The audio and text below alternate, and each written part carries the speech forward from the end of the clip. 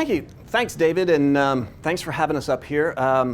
Like David said, I have a photography degree from the University of South Florida, majoring in fine art photography.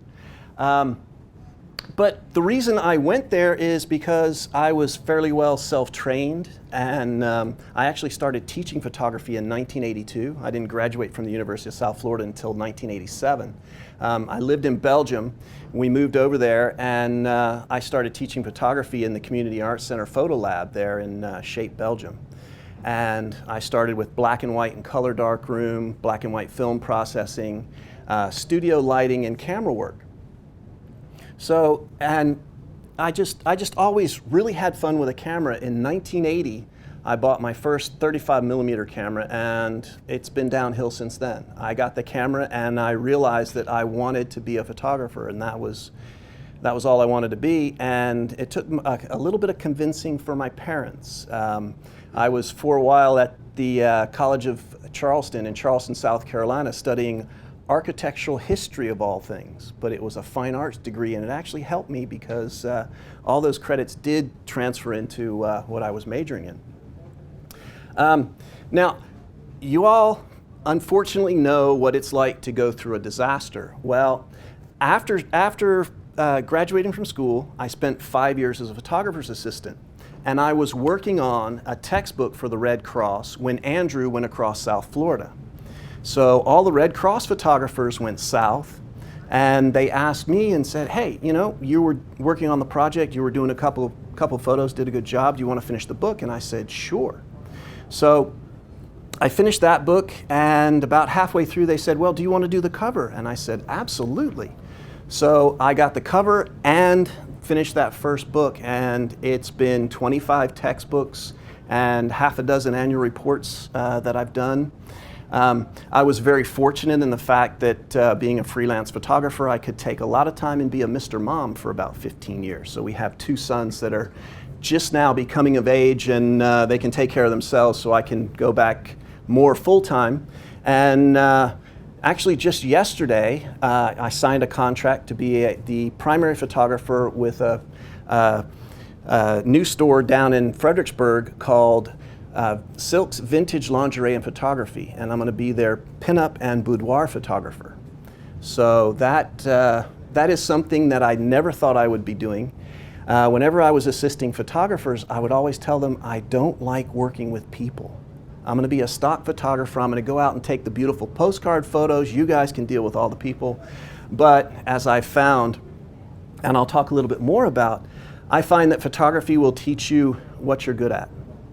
It'll show you what you need to be making photos of. I did fight it for a long time, but apparently I'm pretty good at taking pictures of people. And the funny thing is, you're not going to see anything about people here because it's not really what I enjoy doing. I enjoy going out and making photographs of everything except people, and I still do, but I get paid to make photographs of people, so go figure. But we're here today to talk about photography as a social event, and Digital Photo Academy and Cruise Adventure for You are our sponsors. I've been working with Digital Photo Academy for about 18 months. I teach photography in the Washington, D.C. area. I teach everything from Georgetown to the National Mall, around the Capitol, various places around there. We've got a bunch of things going on. The really neat thing is if you're ever thinking about traveling to a different city, there's 25 cities that DPA is in, and you can take classes in any one of them. So I'll go ahead and get started. And now, first off, what do I mean by photography as a social event? And we were talking just a minute ago about how a lot of photographers like to go out on their own and do their own photography. Most of what I'll show you today are images that I created while I was at a Meetup group. If you've never heard of Meetup.com and the Meetup groups that the organizers set up, that's something we'll be talking about. This particular image is the CSX bridge across the Rappahannock River, right just north of the train station in Fredericksburg, Virginia. And we were all out there. There's a place called City Dock, and we half a dozen photographers were on the dock, and another dozen photographers were on the water, and everybody was taking nice pictures of what they saw down there. So for me, photography as a social event is more than one photographer going out and making photographs.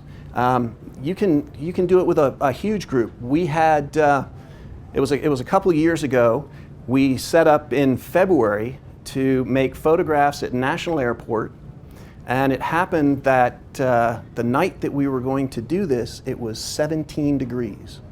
We still had 40 people show up to make photographs in 17-degree, dark as night, right at the end of the runway at National Airport. So for me, photography as a social event is gathering together to make photographs. Now, you don't have to just make photographs, you can talk about them too. One of the things, where can you find a group to join? Now, one of the places is a local photography group. Now, when I was up here taking Jay Mazel's workshop, he took us to a local photography club that had a meeting one night, and it was great to see all the people there. I've never really been in a large photography club. We have a photography club down in Fredericksburg, and they have maybe about 30 active members. I think the whole club consists of 50 different people.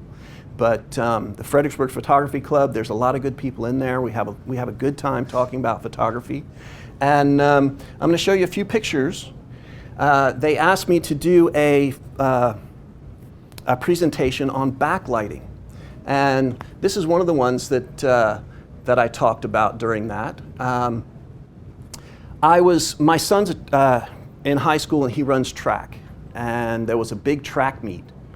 And I saw this gentleman standing at the top of the bleachers there, and just really backlit. And one of the things that I do, I always carry a camera. Jay Mazel's big thing is always carry a camera. So I always do. And I used to carry my 35 millimeter with a couple lenses. Well, when I'm teaching photography classes, and I teach a DSLR class at the Parks and Rec department in Fredericksburg, I freak out some of my students and I say, you know, last August, I upgraded to a point and shoot. So I went from a D2X to a P7000. I've been a Nikon shooter since everything went from autofocus, from manual focus to autofocus. Nikon was the only one that kept their locking ring the same size, and I could pick up a whole bunch of lenses cheap when it was going on. But you know, simple photographs, lots of fun to do, and then you know, if you're in one of these groups and you have a bunch of images that you can talk about, you might get invited to put a presentation on. How many people? Anybody in here members of a photo club? Okay, a couple. Okay, all right, great. Now, another question: have you ever been asked to present anything? Yes? Okay. All right. Okay. All right. All right. Now, I put this one in there, and I kind of consider this one of the ones that I did as kind of a social event. I was out working with the Red Cross, doing a book for swimming, actually lifeguard training. And we were out at a pool in Orange County real early one morning. And we were waiting to do our thing for the day. And this guy was doing all these laps. Well, most of the time, there was no sun involved. It was just really heavy overcast, and the sun was coming up, and there's a bunch of hills right on one side of it, so you didn't get the nice light coming through. He kept going through, and as things started to improve, I said, hey, I had better get out there. And everybody said, you know, what are you doing? You're not supposed to be making photographs for another hour. We're all here early. We're having breakfast. And I said, you know, I'm having a good time. I'm watching this guy do it, and I think there's going to be a really nice image coming up. So I got my stuff ready, and I just focused on an area that I thought he would be and just followed him. He was really consistent, and I got that shot. Two other people got out their cameras, and they started doing the same thing I was. And it was just a nice feeling. And I remember when I was doing that, I thought, we should get more people out. And it wasn't until several years later that I found out about Meetup. And then I joined a group there. But sure. So that photo, Mm-hmm. do you use flash anything? No, there was no flash involved with that. I was using my Nikon D2X. I had a 300 millimeter f4 lens, and that is all from backlighting. So basically, the sun was coming up, and it was coming through the back. Out on the Pacific, the water was very warm. The air was cold, so all of that mist was coming up, and the sun came up from behind, so there was no flash on it at all. Really beautiful. And how, can you tell us the aperture and the speed you used at that time? Like ISO or something? I don't know the exact aperture on that one. It was probably somewhere around 250th, 500th of a second, and I think I was probably somewhere between 5.6 and f8. Because it was very shallow depth of field. Actually, I don't tend to crop my images, but this is one, there was a couple distracting details. I did a bit of a crop. But I also did something that was called zone focusing. Do you know zone focusing, where you focus on an area and wait until your subject comes in? Okay. Basically what I did, I watched him, and he was being very, very consistent with how many strokes it would take him to get across the pool. So I focused on the lane rings right where I knew that he would probably be pretty close to making that motion after 3 or 4 laps, just studying what he did. So I focused and I waited. And then finally he got right there, and it was just right, and I pop, 3 or 4 pictures, and that was it. And the really cool thing about this, as soon as he did that, as soon as he got a little bit closer, the sun all came up, and there was none of the mist. The mist was gone. So this was one of those that it was nice to wait for, and it was a bit of pre-planning that it can go a long way to get a nice image. I think the cool thing about that is you don't see his head. Yeah. You can. There is a bit of detail in there, and it's not doing pretty good here, but you can see a little bit of it, a little bit of his nose, but. Yeah, it's one of those photographs that I'm just really happy that I was there to catch. And so, again, making photographs by myself. We live in a very rural area of Virginia in North Stafford County. If anybody knows the geography there, the road that we live on is the southern boundary of Quantico Marine Base. So if you've ever heard of that. And every morning the sun comes up, and some mornings it does like this and other mornings it doesn't. Well, I usually watch out the window for the bus to come, for our 2 boys to get on the bus. And one morning this was happening, and they had just gotten on the bus, and I went out and I just stepped out the back door, and this is literally right outside of my basement. I walk up a couple steps and I took this picture. Well, everybody up here knows Hurricane Irene, right? From last year, not the hurricane recently. Well, Irene, in the tree, in this tree right here, Irene took out a big section of it.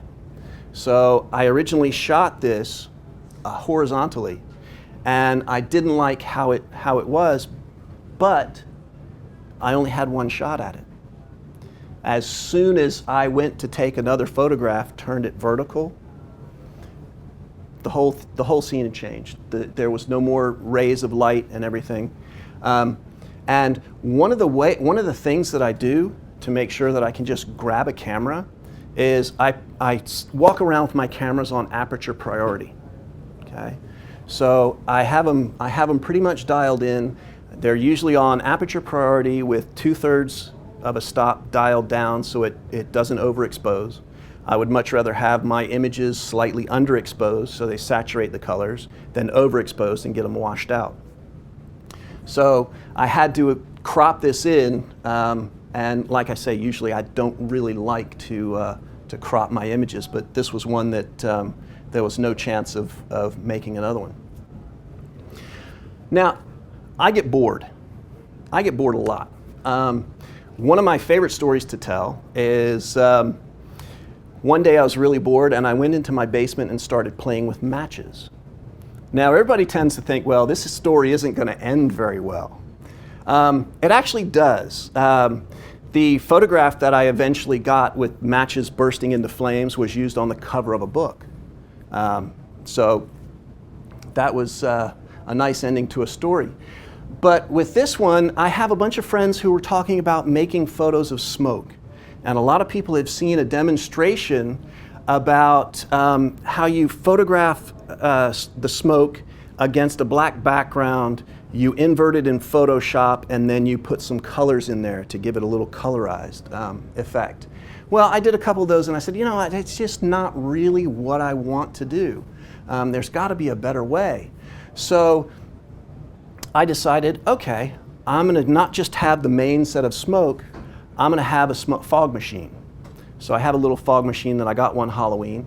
So, Fog machine, like a fog? yeah, little fog, it does puffs of smoke out and comes. So the back of the image, the background, the blue and the red, is about 6 inches, maybe a foot away from the main part of the image, which is an incense. And it was smoking like that. I put red, blue, and green flashes from the back of the smoke so that they would mix in certain ways. That's why you can see on the main part of the smoke there, you get the whole color of the rainbow, because the red, blue, and green all mixed to make all of the colors of the rainbow. Now, one thing that's really strange about this image, does anybody see an eye and a face? Okay. You can't really see it on that one, but for y'all in the room here, can you see the eye right here? Yes. Yeah. And then there's kind of a Freddy Krueger type face over here, and then there's a couple of eyes and a nose up there. I don't know how these things happen, but you know, it's pretty crazy sometimes what you can get in a photograph. Now, meetup groups. Meetup.com is a great little service. You can go on there and let's say you have a hobby. Any kind of hobby you can think of, there's probably someone on there ready to host a meetup that you'd be interested in. Wine tasting, burgers, anything, cooking, food, all sorts of things. My thing's photography, so I went and I found a meetup about photography. Well, I joined this meetup group and it was called When Everyone Else Is at Work Meetup Group. So I had free time during the day and I could go out and do that. Well, unfortunately what happened was the founder of the meetup group was just about to stop, and I got this message only weeks after I missed one meetup, and a couple weeks later I got this message that said, hey, you know, and I forget how they word it, but it says the organizer wants to step down. Does anybody want to take it over? And I thought, okay, well, that's kind of sad. I wanted to go and do this. And I started thinking more about it. I said, okay, if I'm the organizer, then I have to show up, right? I just can't not show up. So there we go. That was my logic. So I took over that meetup. Mike is a nice photographer. He's a great guy. He's up in DC. He does a lot of food work. And he was quite happy for me to take it over because he was just getting too busy. And we had a couple meetups. And eventually there wasn't a whole lot of people that wanted to do photography during the day. So I said, hey, one of the things that I like to do is night and low light photography. So I changed the name to Night and Low Light Photography Meetup, and we started working at doing night and low light. Now, most of the stuff that I'm going to show you today was done on location with the Night and Low Light Photography Group. This is the Woodrow Wilson Bridge. If you know kind of the geography of Washington, D.C., the Potomac River goes down. The Woodrow Wilson Bridge is the one that goes over the Potomac River on the south end, just north of National Airport. So this is, and they were still building the National Harbor when we did this a few years ago, but that's all finished now. National Harbor is in this area right here. So we get together, and like I say, one February, even when it was 17 degrees, we still had 40 people show up. For whatever reason, I think I hit a nerve with night and low light photography. A lot of people wanted to learn about it. A lot of people wanted to know a lot more about it. Basically, we're using long exposures. I think this was about a 3-minute exposure for the plane taking off from National Airport, just to kind of mosey along the river there. No, wait a minute. It's National Airport. Well, I'm getting my geography mixed up. National Airport is inside. So he's heading towards National Airport. Sorry about that. I'm thinking about the wrong bridge. It's the 14th Street Bridge that's right next to the to National Airport. So the plane is moseying across there, and again, this was one of those situations where you have 15 or 20 photographers there, and everybody's shooting something different. We're right here in Alexandria. There's a whole bunch of townhouses. That's right behind us is a townhouse complex. It's a river walk kind of thing, and some people are photographing the bridge. Some people are trying to get the plane streaks going through the skies. Some people are photographing the benches under the street lights.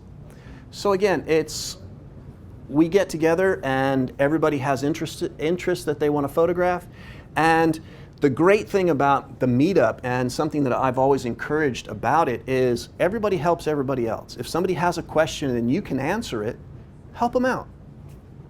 So we go out, and I was asked earlier about what if you're a complete amateur and you're a complete beginner and you have no idea of even how to use your camera and a tripod. Well, come out. If you want to come down to DC, come out to one of my meetups. I'll really help you out. We go out, several of us, and there's people like me, the professionals that have been doing photography for a long time, and people that just pick up their cameras to come out to the meetups. Yes? Do you typically get the same people, or is it completely a new group every time? You have the basic ones that'll come more often than not, but a lot of times it's a different group. I now organize 3 meetups. If you added up the individual members in each meetup, there's over 1,700 members. Because there's a lot of crossover, I'm a member of all 3. Some people are a member of all 3. There's probably about 1,100 people that have signed up for the meetups that I organize, and 30, 40 people at a time. I think the biggest one we had was about 60 photographers all making photographs at the same time. Do you get to see the pictures that the others are making? Yes. Meetup group makes it really nice and easy. You have a page that you go to for each meetup, and once the meetup ends, they have a place where you can upload images. So you'll see that a lot of them have my little copyright Vincent Knaus on them. Those are the ones that I've actually uploaded, and I want to show you the ones that I actually upload today to the meetup group. And I posted this alongside somebody else's. People were, again, this was one of the things, some of the people really focused in on the sign there. I wanted to get some of the motion in the cars on the street in my image. Some people actually walked over and just got a nice picture of all those lights and the Christmas wreaths going down. So I really don't want to make it really, really structured when I have a meetup, because what I want to make photographs of is maybe not what you want to make photographs of. I let everybody go off and do their own thing, and we all have a good time and we all talk about photography. I think after this meetup, about half a dozen of us ended up in a Johnny Rockets having burgers, and then we went home. So we do a whole bunch of different things, and no 2 meetups are actually ever the same.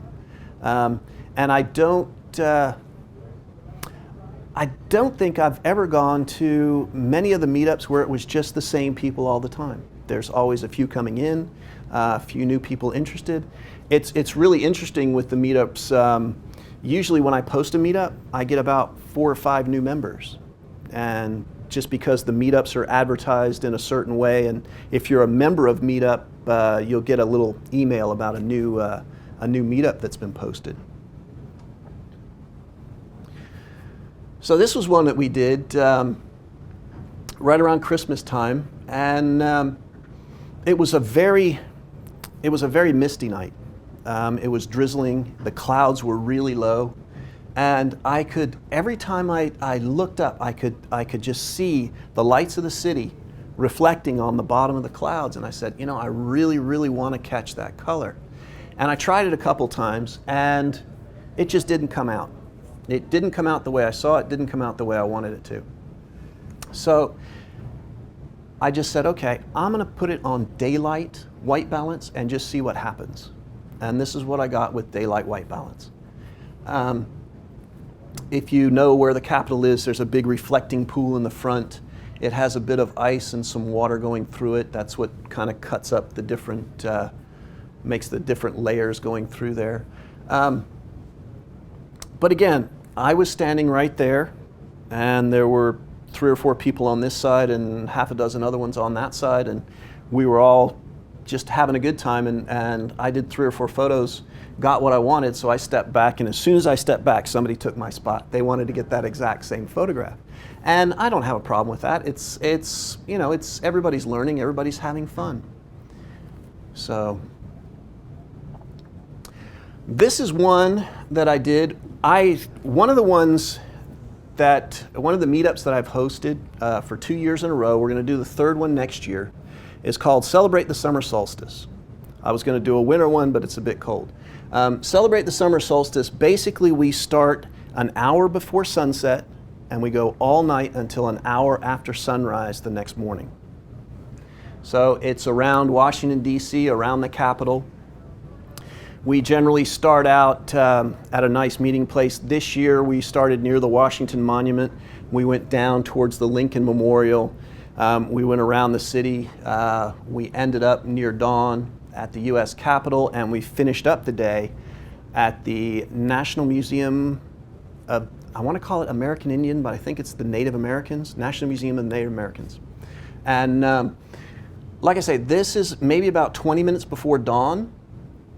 Now, if you were standing there and you had your white balance set to daylight, you got this nasty green dome on the Capitol, and you didn't get some really nice colors. One of the things that I like about making photographs just before dawn, just after sunset, is flipping the white balance over to the fluorescent mode. It gives you something that looks like, well, close to the old Kodachrome film when it's been sitting for a while. You get that nice load of colors, and if you ever remember Kodachrome 25, it had some really, really great colors. When I started night and low light photography, I was using Kodachrome 25 and doing 6 to 8 hour exposures. It was really, really neat because you would get, you would shoot that on a full moon so that when the moon was moving, you wouldn't have any shadows in your image. So you would have an image that looked like it was photographed during the day, but there were absolutely no shadows. So your mind just kind of said, that doesn't look right. And then if you included a little bit of the sky, you got some nice star trails going through. But I always like doing the really long exposures, and I like the way the Kodachrome film with reciprocity failure came out with all the nice purple colors. So I wanted to try and find a way to do that with digital photography, and I found one of the ways to really kind of cheat is to go ahead and balance for fluorescent when you're actually using some pre-dawn or post-sunset light. Now, this actually only happens on the 2 solstices. When at the National Museum of the Native Americans, I hope I'm saying that correctly, the light will come up, and there's just a very narrow window. You can see that I've almost missed it. there's a little bit of a dark band at the top there where the shadow's coming in. But as the sun rises, it gets under there. This whole structure comes way out over a small courtyard. And as the sun rises, the nice warm light of dawn comes and hits those serpentine lines there and just really, really lights it up. Now, anybody who knows photography knows that we're probably going to be a little bit darker on this side. I did use Nikon Capture NX to lighten this part of the building, but other than that, maybe add a little saturation. This is straight out of the camera. So now, if you can't find a group to join, find a friend. I have a really great friend. Her name is Edwige, and she's now moved to Germany with her family. She saw something on the internet about making balls of light. There's a photographer in Australia who started this, I believe. But she found some of his work, and she says, we got to go out and do that. So I said, okay, when do you want to do that? So we looked for a night where we'd have a full moon. So you can see this one here, all of this is exposed by the full moon. That's a 30-second exposure.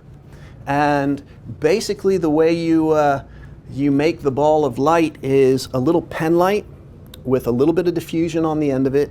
You put it on a string and you turn around in circles while you're making that go in circles. So you make the ball that way. Now the other one, that's a little more interesting to do. Excuse me. Again, it's a 30-second exposure. I wasn't able to get as much in the background as I wanted to because it just got so bright with the sparks and everything. But you take a whisk and you put steel wool in there and you light it on fire. So it's basically smoldering in there, and that's what's throwing off all of those. And yep, you're spinning it in a circle. So she is inside of the ball? She would be inside the ball, if you could see her. Yeah, on both of them. Now another time, she said, they've just finished all the construction around the Springfield mixing bowl. And as construction goes, you know how long it can take and how disastrous it can be. So she wanted to go out and make some photographs there, and I said, I've got this perfect place. I know where I want to go, and I've been looking at it for a few years. And she said, okay, let's go out and do that. Now, this is a terrible lighting situation with whatever kind of lights they have down there. It's just ridiculous trying to get proper color balance. One of the things I tell my students a lot is if you can go for one color that everybody would recognize, you're okay. So I made sure to get the color balance, and this is after the fact, of the lane ends and the merge right sign to be something close to the yellow-orange that we all recognize. As you can see, the cement goes blue, the asphalt goes blue, and then the taillights up in the upper corner, they all go a red magenta color that doesn't really look right, but something I find interesting about this image, it is actually square, but when you're looking at it, doesn't it look like the right-hand corner at the top is all wonky? It kind of doesn't go together in a perfect square. Maybe it's just my eye. But we had fun. Again, this is about a 30-second exposure, and I was using automatic white balance because I had no idea of what those how to balance for the lights. What time is so they it? could do it. Time of day was about 8:30 at night, so it was well dark. It was just the lights from the highway to make that exposure. Okay. So here we are again. We're back on the we're back near the river. This is one of the first that I did that night. I got looking at the river and I said, okay, I want to see if I can catch some of that glassy look. And this was one of the first nights that I had used my new point and shoot camera to make photos with. So this is a 30-second exposure with my little point and shoot camera. So I was happy with the way that came out. Yeah, I like this kind of photo. So it looks like not water anymore. It's not like ice. Yes, yes. Yeah, you get the nice feel of motion in there, and it makes the water look. Color or originally black and white? I shoot everything raw, so it was color. I converted it to black and white. Yeah. Why does it look like, does it look flat, the water? Why does it look flat? It doesn't look flat. Oh, Because it has a wave, right? There's a bit of an eddy right there where the water kind of goes and pushes up because there's some rocks underneath, I guess, and it does have that kind of a curved look to it. And again, it's full sun. Basically, the sun was up pretty much right behind and reflecting back. What time of day? This was about. This was probably about 8:30 at night. The moon was just coming up. There's a bridge in the distance that had just come up, and it was maybe 40 degrees off the horizon, so it wasn't very high. So. All right. One of the ways you can go out and participate is taking classes from Digital Photo Academy or any of the other photo schools around. There's a few photo safari schools in DC. There's a bunch of other places all around. Sometimes you have to dig for them, or if you're going to some place and you know a local there, ask one of the locals where you can find a quick class. Digital Photo Academy is in 25 cities around the country. I had intended initially to come up here and stay for the weekend and tag along with one of their classes here in New York City, but it just didn't work out. My schedule got a little bit busy. I have a convention to go to in Virginia Beach, and it didn't work out that way. So I came up on the bus today. I'm going to go home on the bus tonight. But hopefully sometime I'll come up and I'll be able to take a class or another workshop. I actually, if anybody knows Jay Mazel's workshop here in New York City, spent a week with Jay Mazel, and that was an excellent. Jay Mazel, Jay Maisel.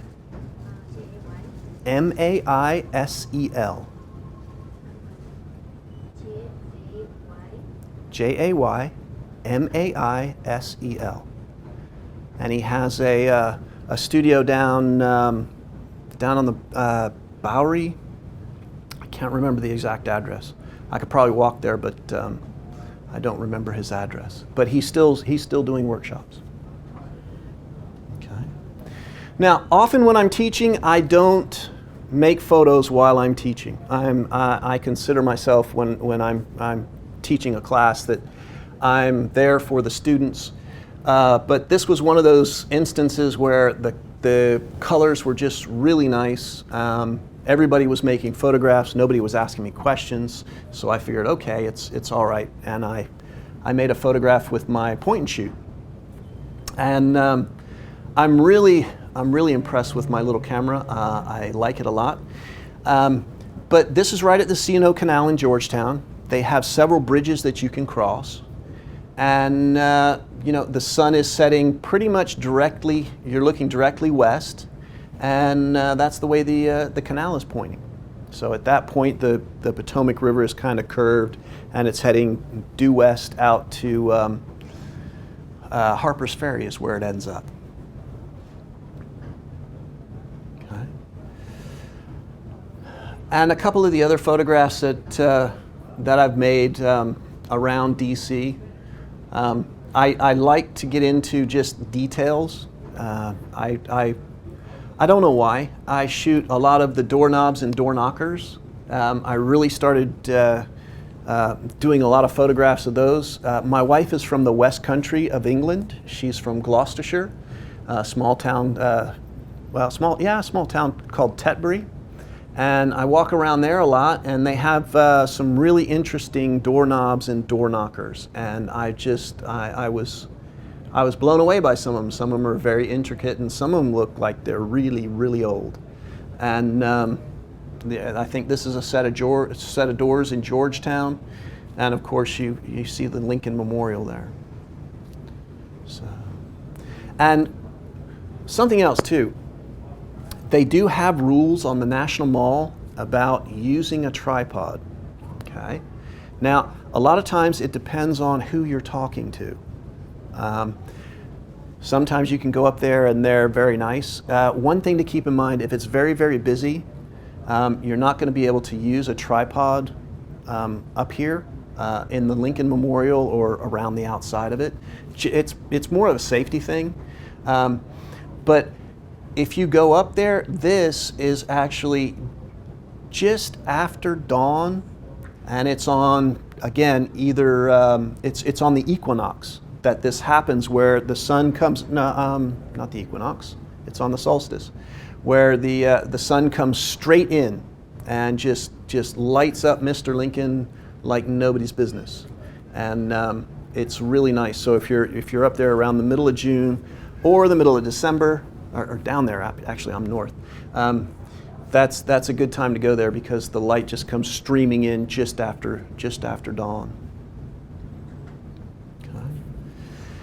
Now, another thing you can do is classes from your local Parks and Recreation department. Down where I am, there's Parks and Recreation departments. They offer all kinds of different classes. This is one photograph that I did years ago for a model. We were trying to figure out exactly how to make a headshot look a little bit different, and I started playing around with it. This is not the way it initially came out of the camera. She has very, very black hair, but when I was trying to figure out what to do with it, I started playing around with a white balance. And for some reason, I don't remember exactly what white balance setting this is inside of Photoshop at the time that I was using this, but there is a white balance setting that brings out all that blue in her hair and makes her skin go that peachy color. I'd have to pull up the old file to see exactly how I set it. But that's something else that I do when I'm keeping everything. I make sure that I keep everything in layers so that I can go back, pull up the image, and figure out exactly what I did when I did any kind of manipulation from it. So do they offer classes here in New York City with through any kind of Parks and Rec department or anything that you know of? They might. It might be out there on the interwebs, and you could find it. So you know, you'll have some fun doing that. Okay. Now again, workshops and seminars. I've been to several. I've been to several workshops away. I've come up here to Jay Mazel's workshop. I've been out in Colorado Springs to the sports photography workshop out there. Very fun, going away for a week, hanging out with a bunch of photographers who are interested in the same things you are. That's the best.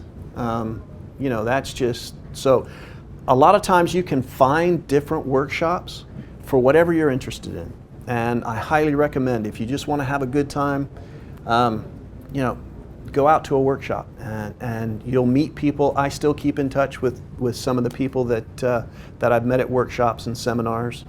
I'll go to seminars, the Kelby seminars, some of the ones on lighting or anything like that, things that I'm interested in. I go and I pick up little tidbits of information that I'd like to learn and little things that I'd like to try.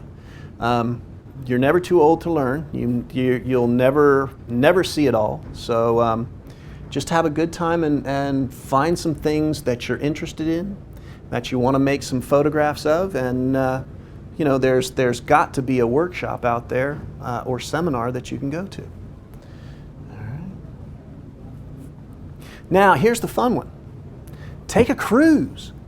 Why not take a cruise and learn photography, huh? So On Facebook.com, you can go to groups, Photography on the High Seas, or go to photographymeetup.com. May 26th, I will be teaching on a cruise to Bermuda. And it's going to be fun. It's going to be, you know, we're kind of working it out. This is the first time that Pat has worked with the with a photo cruise.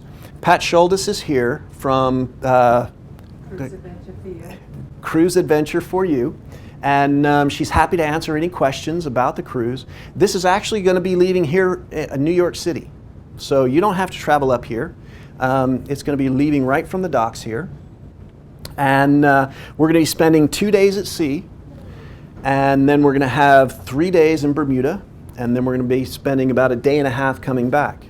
Now, initially what the plans are is to have the 3 days while we're at sea having classes. Okay? When we're in Bermuda, there's going to be one excursion where we'll all get together and we'll go out somewhere. We're not exactly sure what that should be yet. We may not make a final decision on that till we know everybody's on the cruise, and then we'll figure out where we want to go and what we want to do. I kind of have in mind that we'll probably do some kind of beach theme, find some models on Bermuda and take them to the beach and learn about overpowering the sun, portable flash, that kind of thing. That's one of the things that's in my mind. But it depends on what the people on the cruise would like to learn. So we can discuss some of that. Now I have a couple questions here. If you were going to go on a cruise, what would you like to learn about? Photography-wise, sorry.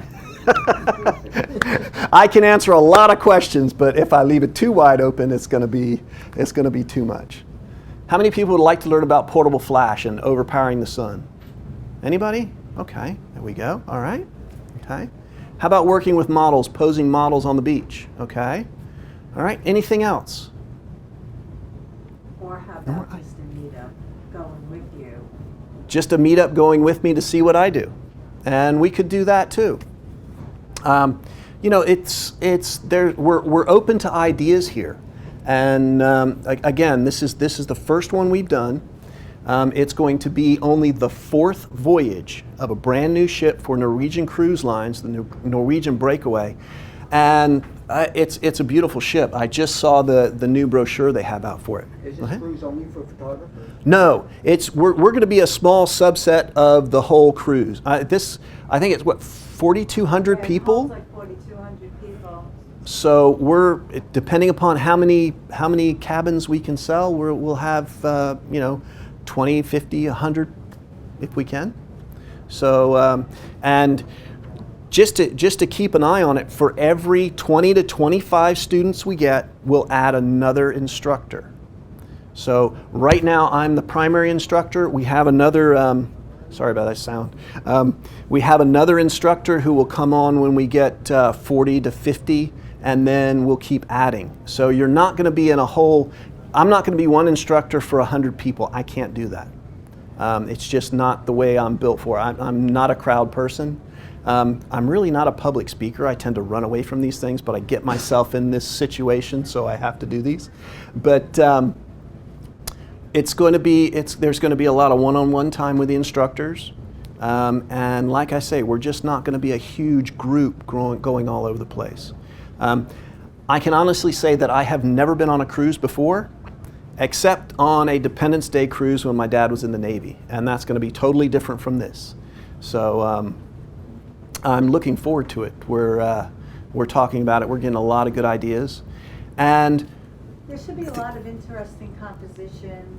We got composition. We're going to learn about cameras. We're going to all sorts of things. I mean, it's a brand new ship, and there's going to be all kinds of things to take pictures of, yeah, to take photographs of. There's a whole ice room where we could light up. Well, we won't do it with hot lights. We'll do it with flash. We can light up different ice sculptures and have fun with that. There's going to be actors and actresses. Hopefully we can borrow them, maybe do a portrait lighting class, something like that. Right now the sky's the limit. If you have some input, that would be great. If you really think you would like to go on it, you can put down a deposit now, and I think it's $250 for a cabin. okay. And Pat has all that information. Once we're finished here, we'll do a little bit more question and answer on that, so that When?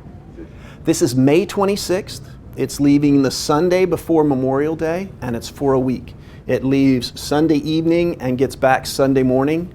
And I don't know how the cruise ships do it, but in about a space of about 6 or 8 hours, they completely clean that ship and get it turned around so that a whole new group of people can go and have a good time.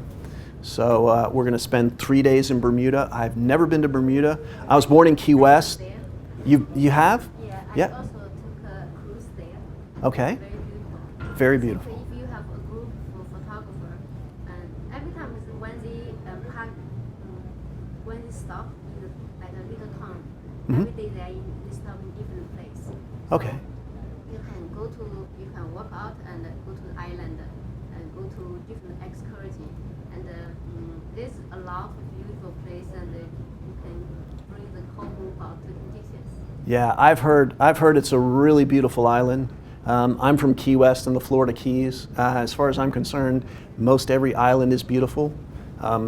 So I'm right there. I like the warm weather. Some cruise ships will disappear there. Yes, we're actually not going to be going through the Bermuda Triangle. If anybody's scared of that, we're actually coming down on the northern tip, and then the Bermuda Triangle is from the bottom part of the group of islands and then down south. So we're not really going through the triangle. So Especially that's a good one. You're docked for 3 days. It's perfect for you. You can do a night excursion.